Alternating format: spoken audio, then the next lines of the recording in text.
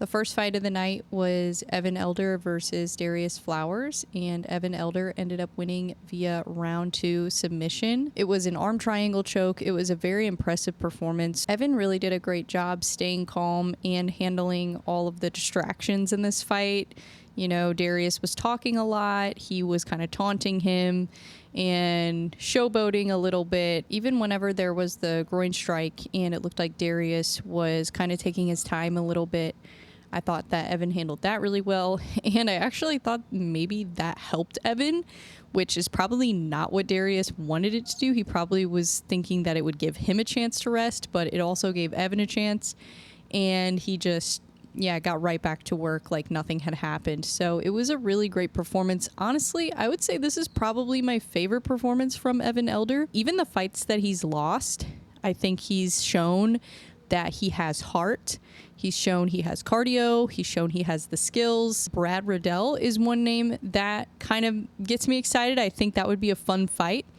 And then also Mateusz Rombeski, I think would be an exciting fight. And Mike Davis. I'm not sure how long Mike Davis is going to be out, but I do really like the idea of Mike Davis versus Evan Elder. I think that would be a really exciting fight.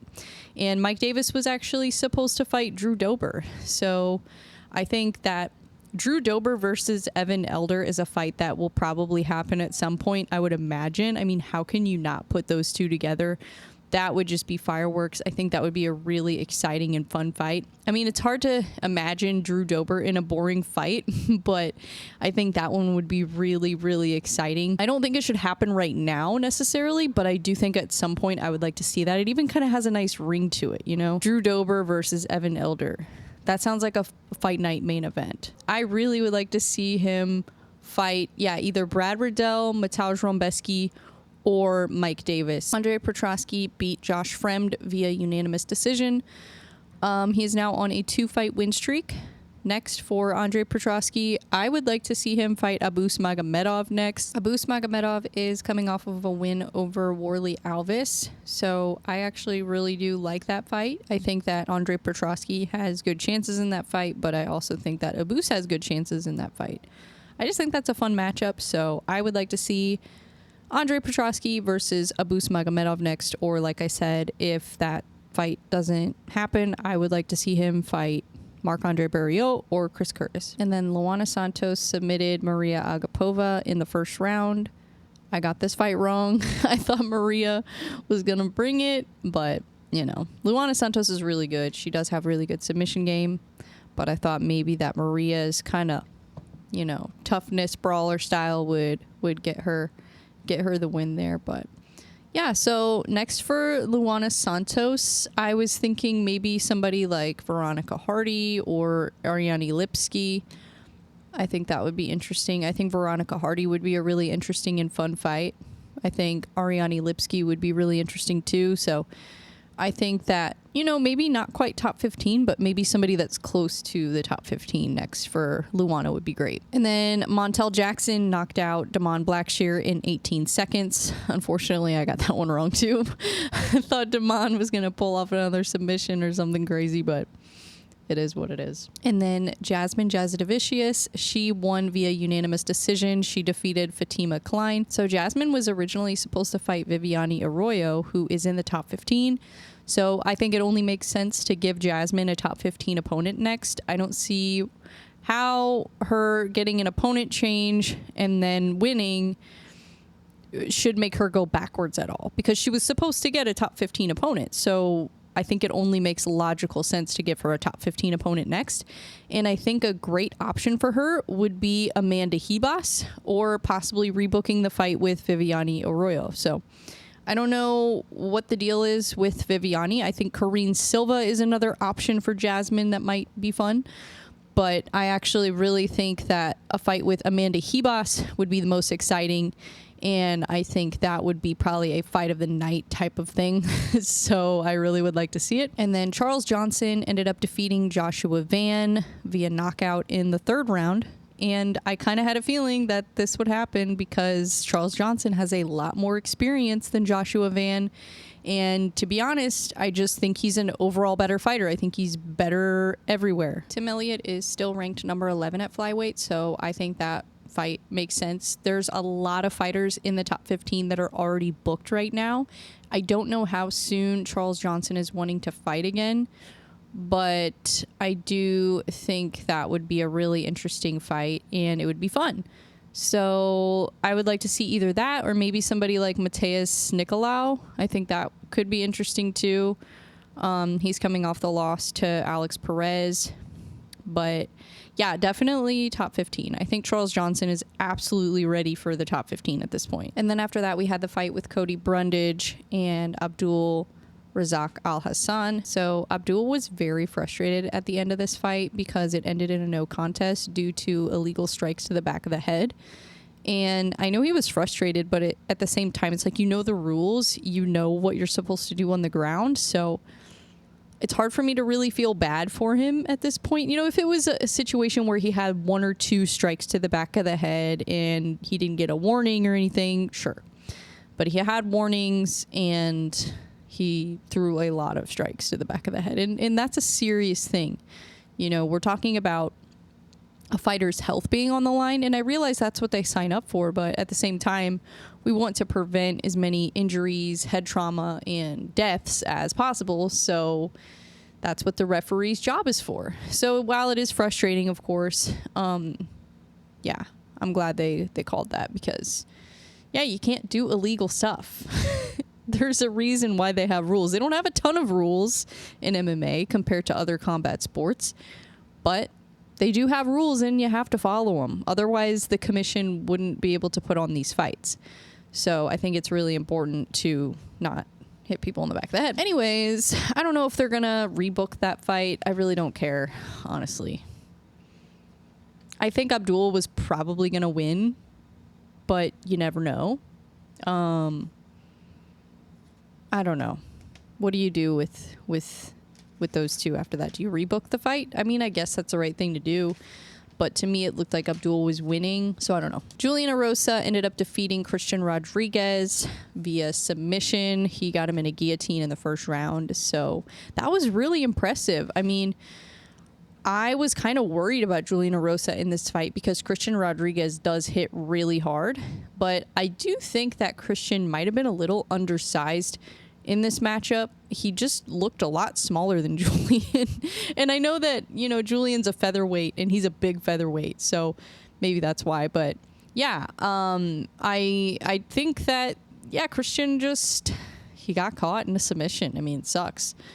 But I think he'll probably learn a lot from this, and it will make him bounce back stronger. Gabriel Bonfim ended up defeating Angelusa via unanimous decision. If Vicente Luque beats Nick Diaz, I think I would like to see him versus Gabriel Bonfim. I think that would be an interesting fight. Jean Silva versus Drew Dober. Jean Silva stepped in on short notice to replace Mike Davis in this fight.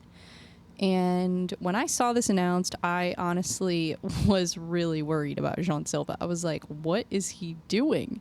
Like, Drew Dober is from Colorado. He trains at altitude. He's acclimated to training at elevation. So not only that, but also it's Drew Dober. Drew Dober has one of the best chins at lightweight. He's super tough, has a lot of heart. He's also very heavy-handed.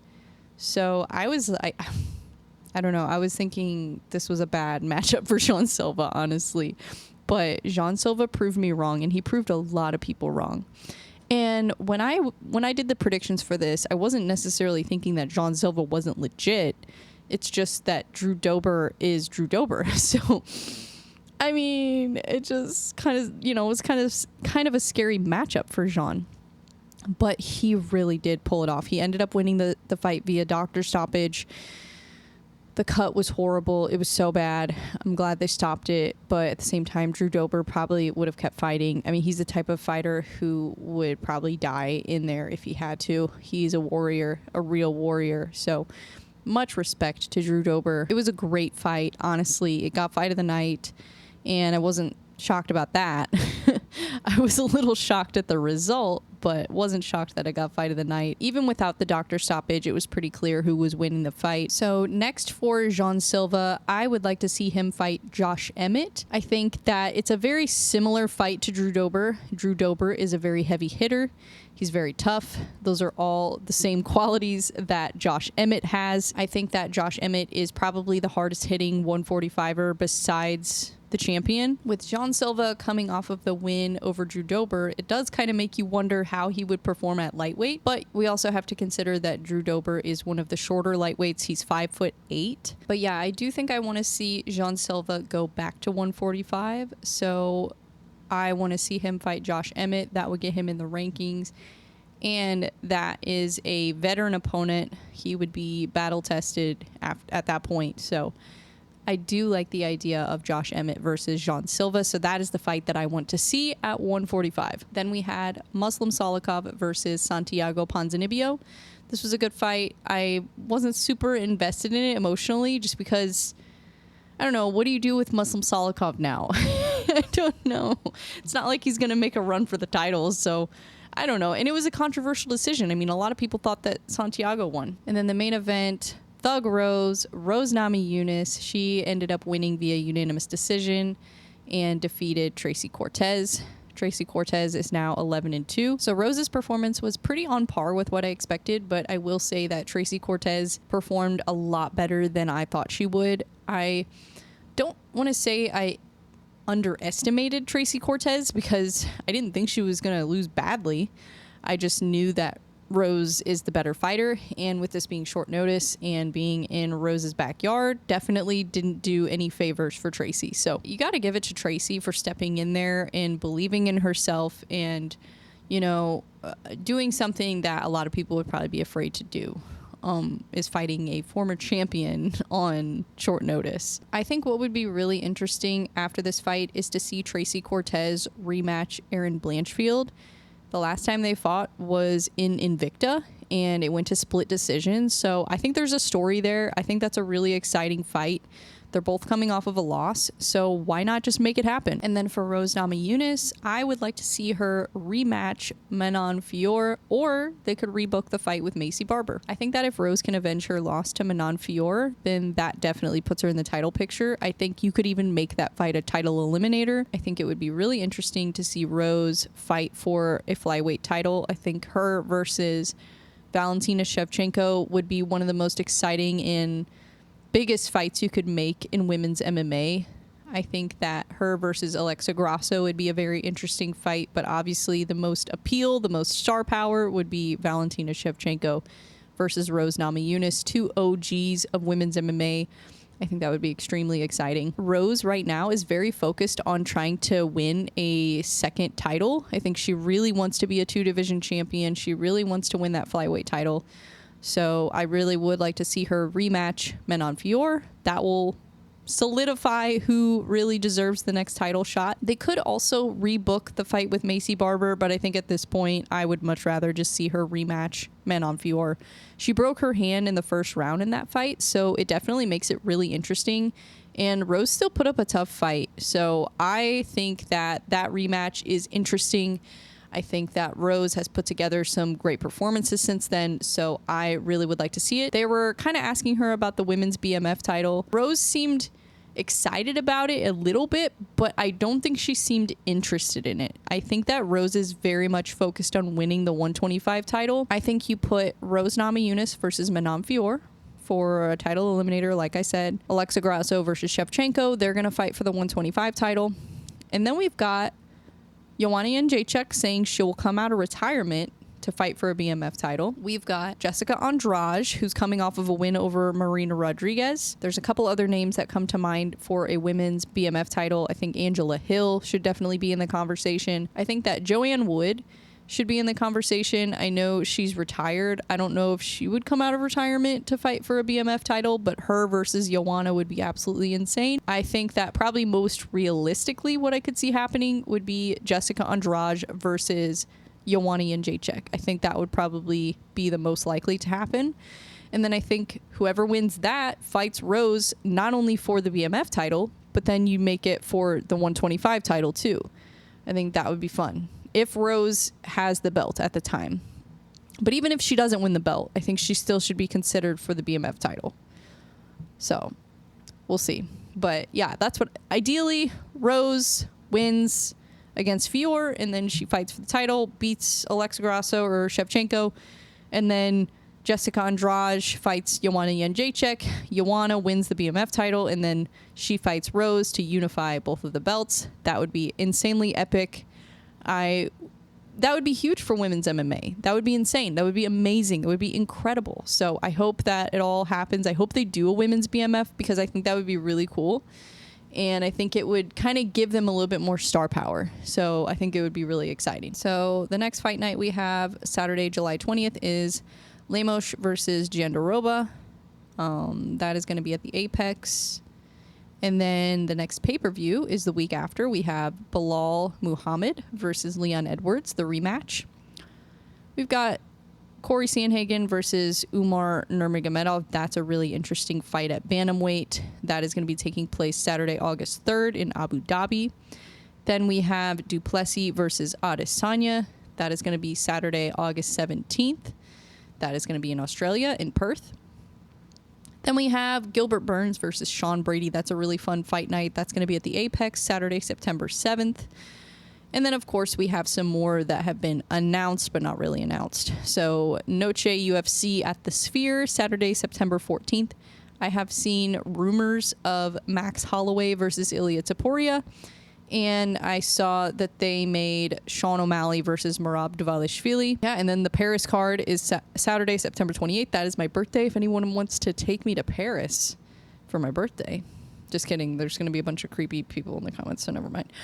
By the way, I'm not reading the comments right now, so if I don't respond to your comment, don't get offended. I'm just not reading them. So I think for the October Abu Dhabi card, they're trying to make Islam Makhachev versus Arman Sarukian for the main event for the lightweight title. Apparently, Arman did the anti-bullying thing. He has to make some kind of video, or I can't wait to see the video. He's supposed to make some type of video for anti-bullying awareness or some shit. I don't know.